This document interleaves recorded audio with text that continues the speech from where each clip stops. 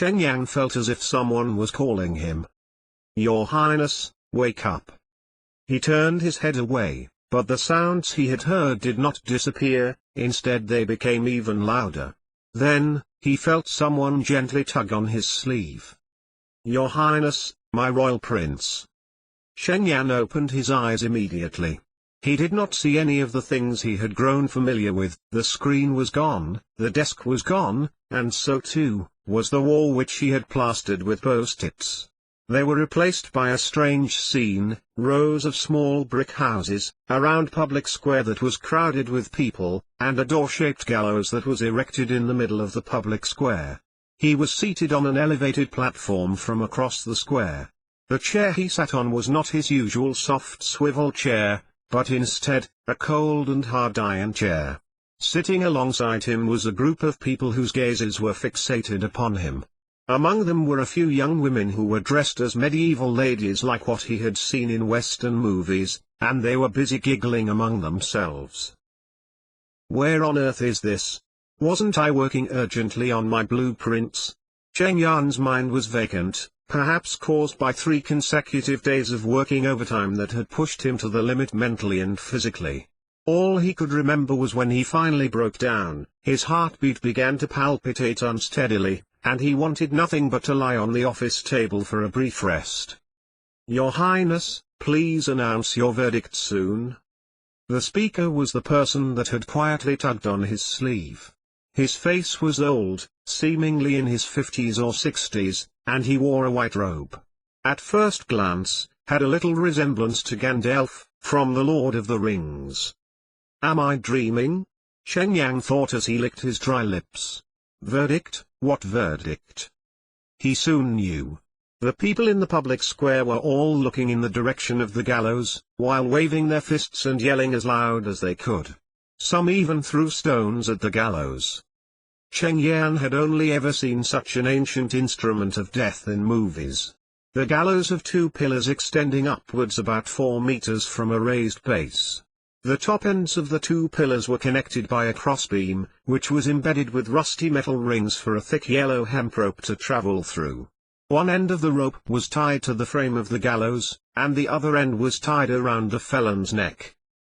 In this strange dream, he discovered that his eyesight was extraordinarily good. He would usually require glasses to read the words on a computer screen, but now, he could clearly see every detail of the gallows, which was 50 meters away, without his glasses. The felon was hooded and her hands were tied behind her back. Her shabby grey garment was akin to a piece of rag. Her body was so emaciated that her ankles, the only part of her body which was exposed, seemed like they could be broken by pinching them.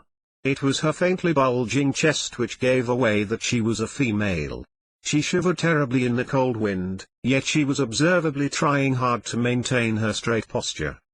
All right then, Shen Yan thought to himself, exactly what crime did this woman commit that so many people are waiting with indignation for her to be executed? As he pondered, memories suddenly came flooding back to him, and the answer to his question abruptly appeared in front of him. Shen Yan's memories appeared, almost as if they'd suddenly been turned on, and he realized the cause of the situation, and the answer to his question, at almost the same time. She was a witch. Witches had degenerated after falling to the temptation of the devil and are now the incarnation of impurity. "Your Highness?" Gandalf urged cautiously. Shen Yang glanced at the old man. "Oh, actually, he's called Baraf and not Gandalf. He's the Assistant Minister of Finance, and was sent here to assist me with government affairs. As for myself, I'm the 4th Prince of the Kingdom of Grey Castle, named Roland, and I'm in charge of this place called Border Town. It was residents who caught and arrested the witch, and immediately brought her to the police station. No, it was the Court of Justice. The warrant to execute the witch would typically have been issued by the local lord or bishop, which, in this case, would mean me." His memory answered every question he had indiscriminately. It was as though this bout of memories was derived from his personal experiences, rather than knowledge he had gained from his extensive reading. This confused him. A dream can never be as detailed as this, therefore is this not a dream?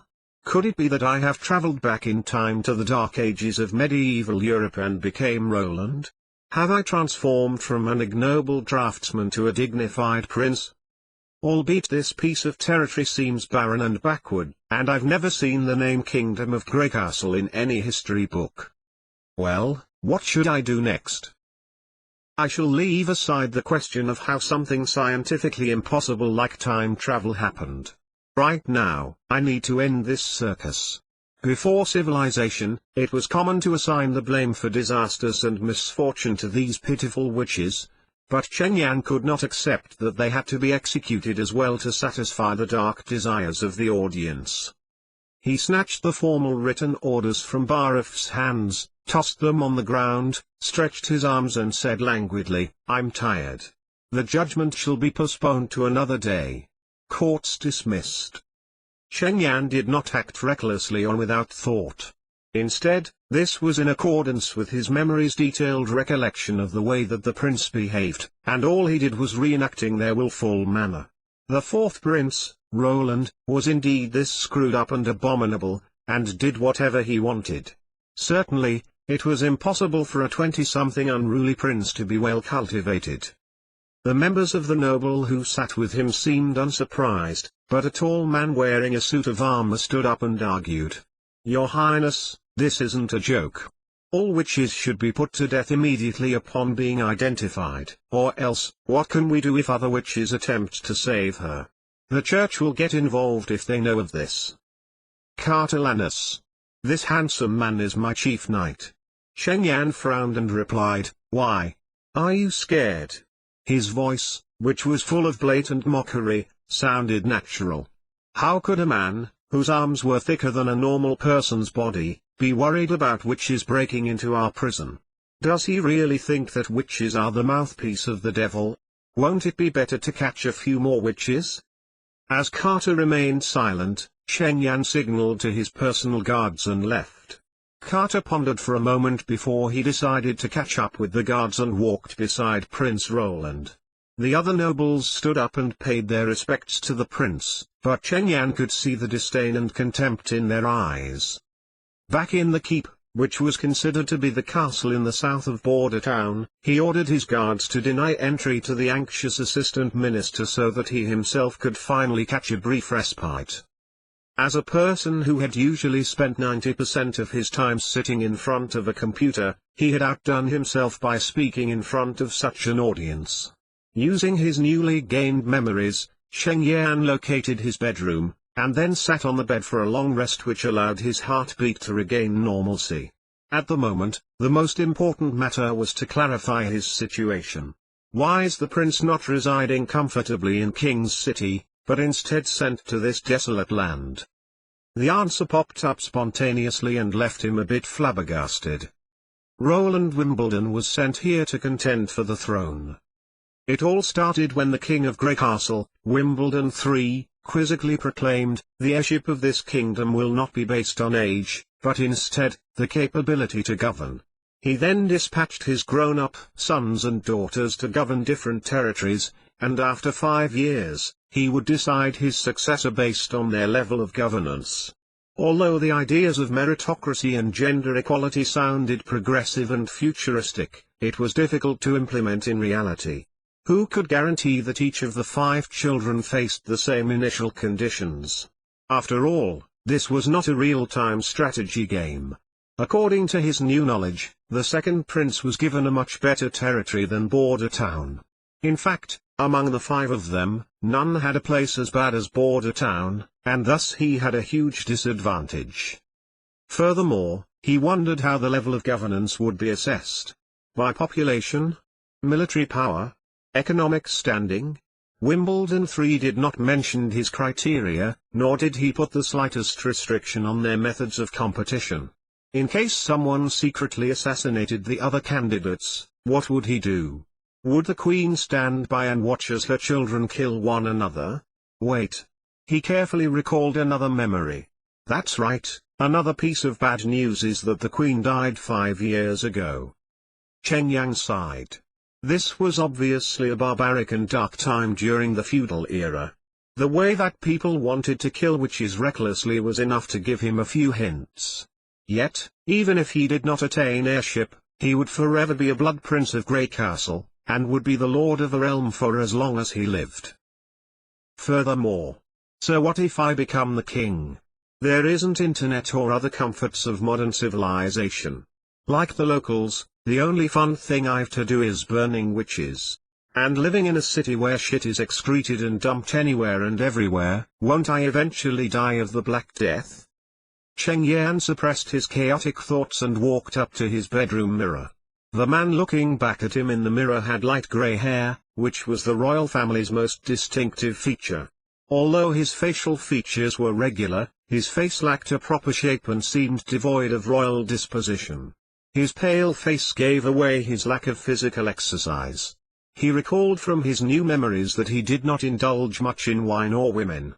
He did have several sexual relationships while in King's City, and all of them were consensual. He had never forced anyone into an affair with him. He also discovered a probable reason for his time travel. Because of his company's urgency to make progress on a project, his boss had arranged consecutive nights of overtime work for him that caused him to die of exhaustion.